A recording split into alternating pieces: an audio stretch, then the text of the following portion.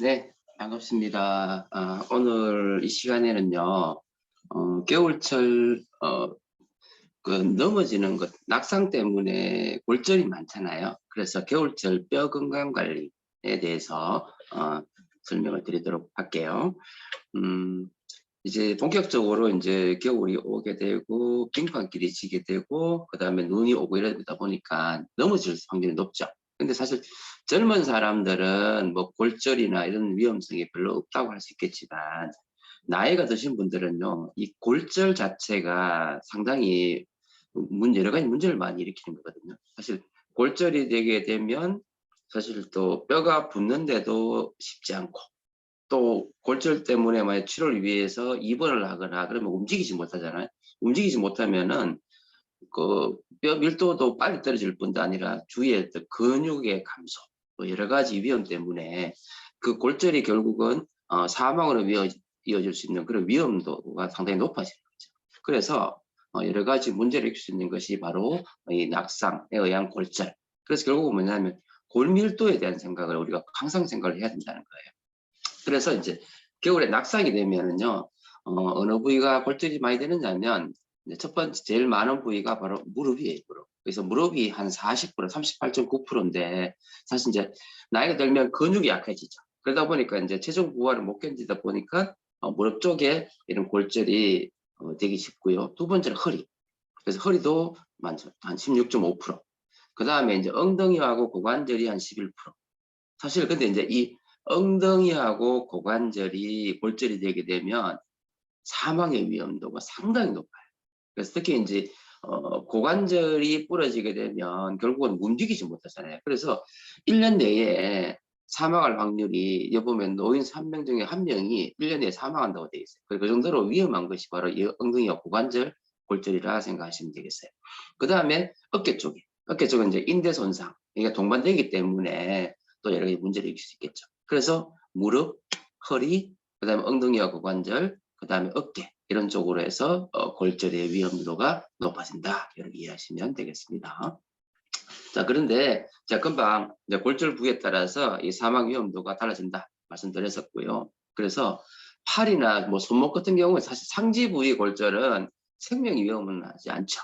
그리고 뭐 움직일 수 있으니까 괜찮은데, 근데 이제 다리하고 엉덩이, 특히 아까 이제 고관절에 이제 이 하지 부분에 이제 골절이 오게 되면 아무래도 움직이는 것이 문제가 되다 보니까 이게 생명에 직결되는 그런 문제가 된다는 거죠.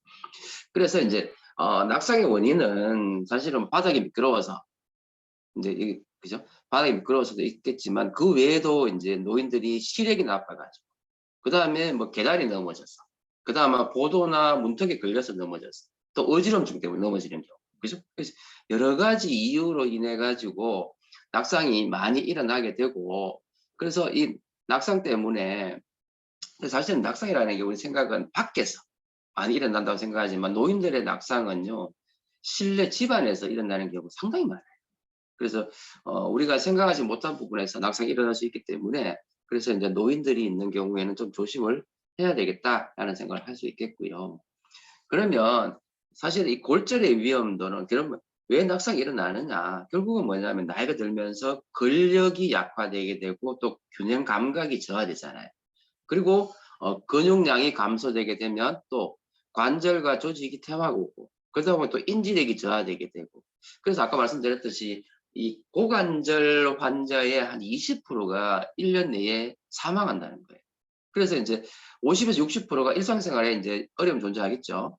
그래서 이제 사실은 여러 가지 이제 관절 부위가 위험하지만 특히 고관절이 상당히 위험하다라는 사실 꼭 이해하시면 좋겠고요. 그 다음에 대퇴부 근위부 골절이 되면은 이제 수술을 하게 되잖아요. 근데 이 수술을 하고 나면은 회복되는데 이제 6개월 이상인 거예요. 6개월에서 1년 12개월 정도를 거의 못 움직이다시피 하다 보니까 결국은 이것 때문에 여러 가지 합병증을 유발하게 돼요. 그래서 회복 후에 한 3분의 1만이 이전 상태로 돌아간다라는 그런 보고가 있어요.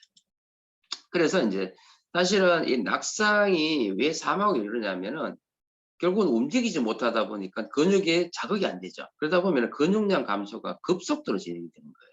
그래서 보시면 주당 한 10에서 20%가 감소하게 되고 한 달 내에 50%나 감소하는 거예요.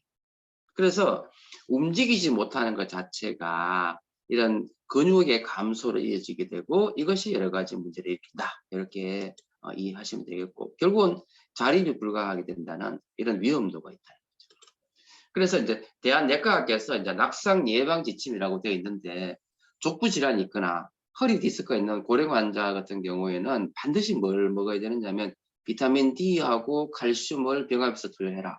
이제 이런 보고가 있어요. 그래서 이제 사실은 골다공증에 대한 예방은 하루아침 되는 게 아니잖아요. 그래서 젊은 나이 때부터 꾸준히 이제 이걸 해야 된다는 거고 또 낙상 예방을 위해서 균형 정진 운동이라든지 근력 강화 운동, 그 다음에 유산소나 지구력 강화 운동을 꾸준히 해주면은 이런 낙상의 위험도가 좀 떨어지겠죠.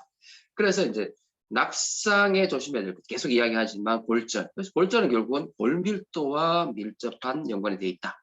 그래서 이제 제가 지난번에 골다공증에 대해서 강의를 했지만 골밀도는 35세의 피크치를 도달하고 난 다음에는 계속 떨어지는 거죠. 특히 남자보다 여자분들이 여성 호르몬과 관련돼 있잖아요. 그래서 더 심각하게 골다공증으로 갈 확률이 높다는 거예요. 그래서 현대인 뼈건강에서 보면 골다공증 환자 수가 지금 엄청나게 많이 늘어나고 있어요. 그래서 2016년도에 한 80만 명인데 비해서 지금 2020년도에는 100만 명 이상으로 연평균 6% 이상 증가하고 있다. 사실 이게 이제 그 고령화가 늘어난다는 것도 있고 또 예전에보다 이제 골다공증에 대한 인지도가 높아져서 검사도 또 많이 하게 되면서 이제 더 그것 때문에 숫자 더 늘어날 수 있겠지만 하여튼 고령화가 가장 큰 문제가 아니겠나라고 생각할 수 있는 거죠. 즉 그리고 60대 이후에 폭발적으로 증가한다. 특히 여성 환자들이 그죠? 여성 환자들이. 그래서 이제 이 뼈 건강을 위해서 우리가 반드시 생각해야 될 1번이 바로 칼슘이죠. 칼슘. 그래서 칼슘을 충분히 보충해줘야 되는 거고 그래서 뼈 건강에서 칼슘을 보면 대부분의 뼈 99%는 뼈에 있잖아요. 뼈나 이빨에 다 존재하는데 이 혈액 내에 존재하는 이온화되어 있는 이 칼슘 1%가 중요한 역할을 한다는 거죠. 아시다시피 칼슘은 미네랄 중에서 가장 중요한 역할을 하는 거고 그것이 우리 몸을 이제 알칼리화 시킨다는 걸 아시잖아요. 그죠? 근데 이 혈액 내에 있는 1%가 정말 중요한 역할을 한다는 거죠. 그래서 결국은 뭐냐면 여러분 칼슘을 유지하는 데 필요한 여러 가지 호르몬들 조금 어렵긴 하지만 지난번에 한 말씀드렸었잖아요. 칼시토닌이라는 게 갑상선에서 나오는 칼시토닌이라는 게 있고요. 또 부갑상선 여기 보면 갑상선 있잖아요. 갑상선 있고 갑상선 바로 뒤쪽에 보면 부갑상선이라고 있거든요. 이 부갑상선 나오는 호르몬은 또 부갑상선 호르몬 해가지고 파라사이로드 호르몬 밑에 보면 PTH 돼 있죠. 그래서 이제 쉽게 이야기하면 칼시토닌은 쉽게 말해서 이제 갑상선에서 나오는 호르몬인데 이거는 혈중의 칼슘을 뼈로 흡수시키는 거예요. 그래서 뼈로 칼슘을 가게 하는 역할을 하는 것이 칼시토닌이다. 이거는 혈중 칼슘 농도가 높아지면은 내려야 되잖아요. 그래서 이걸 뼈로 보내는 역할을 하는 것이 칼시토닌이다. 그런데 만약 혈중 칼슘 농도가 아까 1%잖아요. 1%보다 부족하다. 그러면은 부갑상선 호르몬이 나와서 뼈에서 칼슘을 빼내는 거예요. 그럼 결론은 뭐냐면 골다공증으로 생각해 본다면은 부갑상선 호르몬이 많이 나오면은 뼈에서 칼슘이 빠져나오면서 뭐가 된다? 골다공증이 생기는 거예요.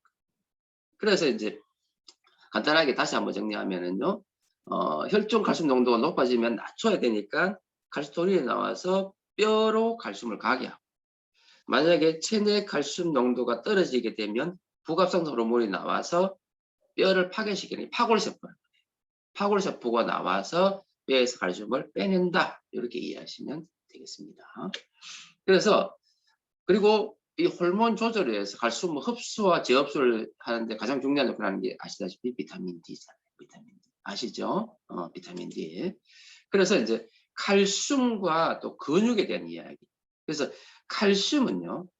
뼈 골다공증만 중요한 것이 아니라 근육을 유지하는 골감소증, 아니죠. 근감소증을 예방하는 데 도움이 된다. 그래서 이제 노화가 되면 가장 먼저 이제 근육이 줄어들잖아요.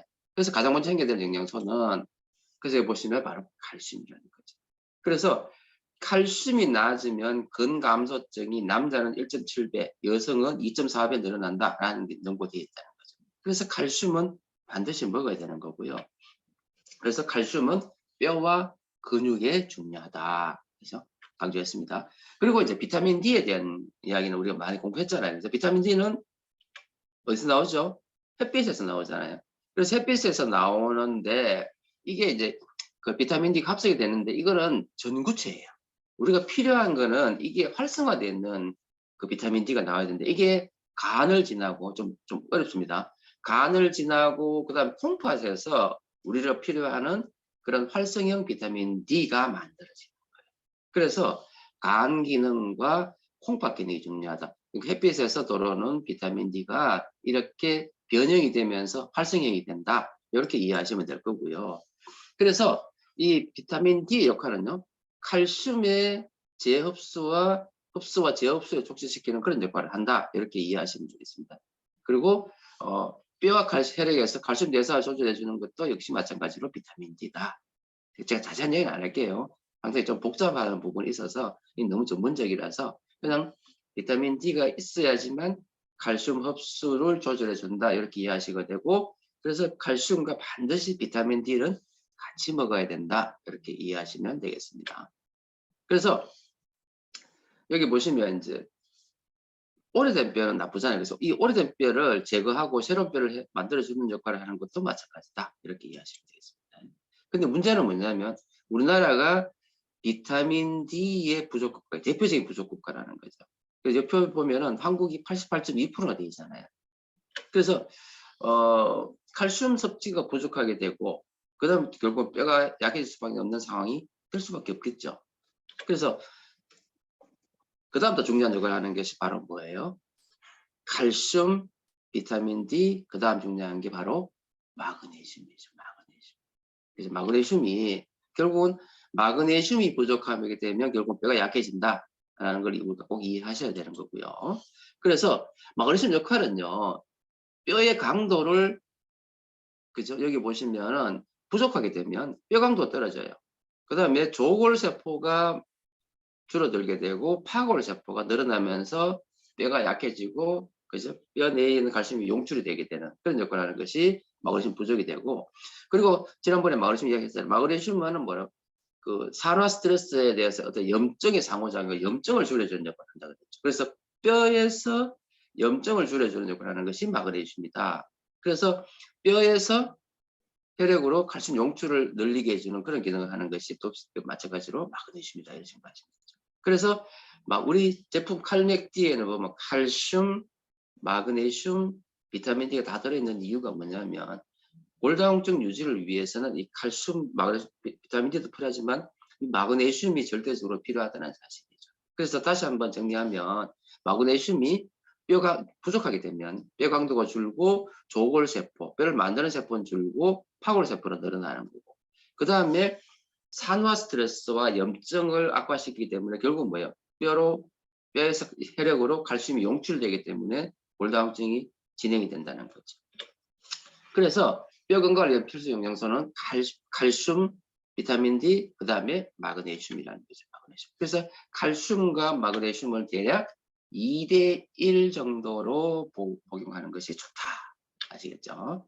그래서 이제 마지막 정리하면요. 뼈 건강을 위해서는 아까 필수적으로 칼슘, 그 다음에 마그네슘, 그 다음에 비타민 D 이야기했잖아요. 그 외에 단백질 중요하겠죠. 단백질. 그래서 단백질 자체가 성장기 골밀도 형성에 절대 중요한 게 단백질이라는 거. 그 외에 이제 비타민 C나 뿌리 같은 것도 필요하고 또 비타민 K 중요하잖아요. 비타민 K. 그래서 뼈에서 나온 단백질은 오스테오칼신 대사에 관여하고 칼슘 뼈 기질의 결합을 촉진시켜주는 게 비타민 K라는 거죠. 그래서 정리하면은 칼슘, 마그네슘, 비타민 D, 칼맥D等 성분 플러스 단백질, 그 다음에 비타민 K 이런 게 뼈 건강을 위해 중요하고, 그 외에 뭐 여러 가지 철분이나 꿀이나 아연과 같은 이 전부 다 뭐죠? 항산화제 미네랄들이죠. 그래서 이런 것들이 마찬가지 필요하게 되고, 이는요 줄여야 되는 거 아시죠? 이는 줄여야 되는 거예요. 네, 그렇게 이해하시면 되겠습니다. 그래서 이는 어디 많이 들어있더라? 가공식품이 많이 들어있죠. 그래서 가공식품 많이 들어있기 때문에 반드시 줄여야 되는 영양소이고요. 그래서 적정 섭취량이 1대1인데 비해서 한국인이 섭취량이 1대 1이 3에서 4 높다는 거죠. 그러면 결국은 뭐야? 골다공증이 진행될 수밖에 없다는 겁니다. 그래서 칼슘 흡수를 방해한다는 거. 그죠? 이해되시겠죠? 그래서 여기까지 먼저 일부 이야기를 하고요. 잠시만요.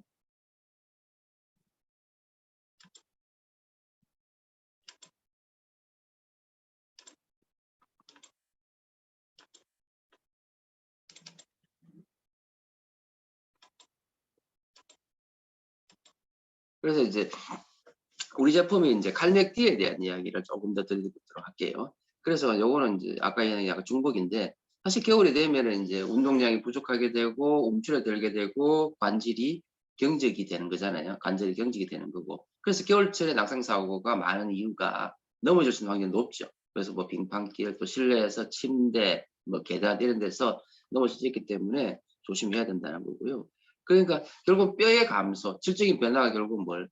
골절의 위험성. 골다공증은 바로 골절로 가게 될 수밖에 없다. 그죠? 그리고 점점 지금 골다공증이 늘어나고 있다. 그래서 아까 제가 말씀드렸듯이 여성이 남자에 비해서 16배다. 그래서 지금 99만 명, 남성은 6만 명인데 비해서 여성은 99만 명. 여성 호르몬하고도 직결된다고 제가 몇 번 말씀드렸습니다. 그래서 여성 호르몬이 최대 골량이 아까 30에서 35세라고 그랬잖아요. 그죠? 최대 골량인데 남자는 천천히 감소하는 데 비해서 여성은 빨리 감소하게 되고, 또 피크 때 최대 골량 자체가 이미 차이가 나기 때문에 어쩔 수가 없는 거예요. 그래서 특히 여성들은 골다공증에 대해서 더 신경 써야 되는 거고, 만약 골다공증이 심해지면 부상 가능성이 증가하게 되고 더뎌지는 회복 속도 때문에 또 문제를 일으키는 거죠. 그래서 특히 아까도 말씀드렸듯이 특히 엉덩이뼈, 교관절이 상당히 중요한데, 이게 바로 뭐냐면 골반과 넓적다리뼈를 통해서 체중 지탱하게 되고, 극기 달리기에 절대 필요한 것이 바로 엉덩이뼈인데, 고관절뼈.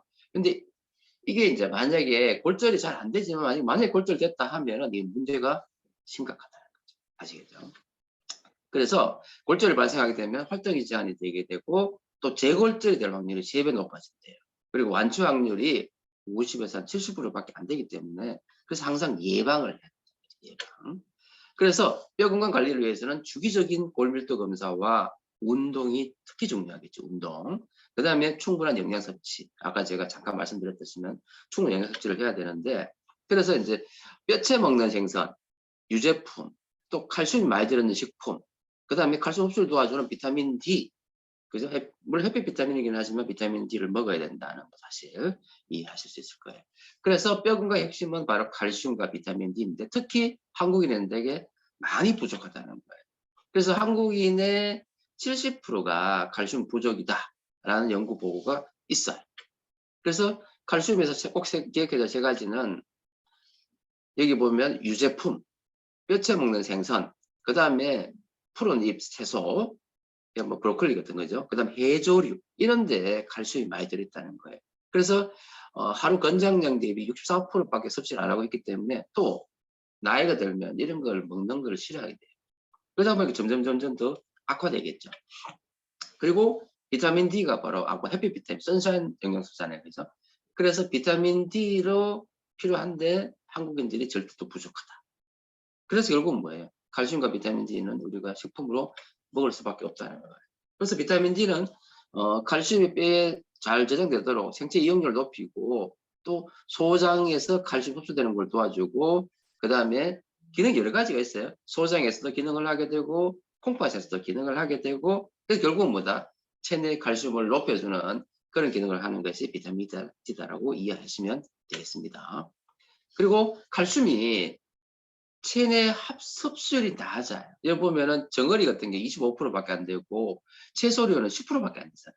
그렇기 때문에 반드시 우리가 먹어줘야 되고, 그래서 한국인의 칼슘 권장량이 700에서 800ml인데, 흡수율이나 이런 걸 예방적인 측면에서 고려해 본다면은 이거 좀 부족하다는 거죠. 그래서 하루에 800에서 1000ml를 먹는 게 좋겠다라는 그런 주장도 많이 있습니다.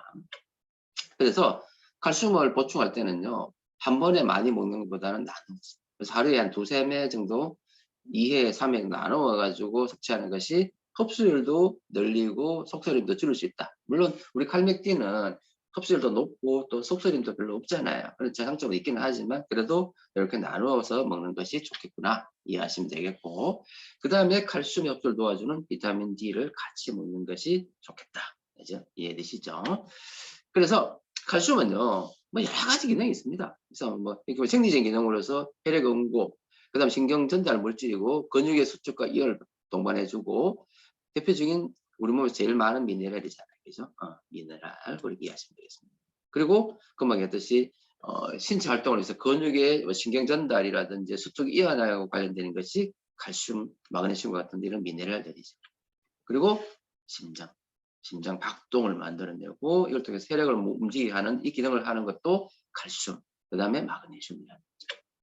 그래서 뼈는요, 평생 생겼다가 분해하고 하는 그런 과정이 있거든요. 그래서 뭐 조골세포, 만드는 조골세포가 있고 또 파괴하는 파골세포가 있잖아요. 그래서 결국은 뭐냐면 이 과정에서 필요하기 때문에 구성 성분들이 부족하지 않도록 충분히 공급되도록 해주는 게 중요하다는 거고, 그래서 이제 우리 제품인 칼맥디가 나왔는데, 칼맥디는요, 제품 특징이 뭐 잘 아시겠지만 원료죠, 원료. 좋은 원료를 사용하기 때문에 부작용이 없고 흡수율이 높은 거예요. 그래서 굴 껍질 분말과 아이슬란드 빌드다르 심해에서 나오는 석회 해조류에서 추출한 칼슘, 그 다음에 바닷물과 석회하면서 추출한 마그네슘, 그리고 자연에서 얻은 비타민 D를 다 넣었기 때문에 그래서 부작용이 없고 흡수율이 높은 그런 칼슘질을 만들 수 있다는 거고, 칼D는 아시다시피 마그네슘을 없이 씹어먹는 거잖아요. 그래서 일상생활에 필요한 칼슘과 비타민 D를 공급해주고, 그 다음 청정바다의 굴껍질 분말과 알팔파 분말을 함유하고 있고, 또 맛이 약간 시원한 청량감을 주는 스피아민트 향이잖아요. 그죠? 그래서 이런 칼디가 있다는 거 알고 계실 겁니다. 그래서 이런 추워진 날씨에 특히 더 우리 뼈 건강에 대해서 신경을 쓰셔야 된다는 거 말씀드리면서 오늘 강의는 마치도록 하겠습니다. 네, 수고하셨습니다. 감사합니다.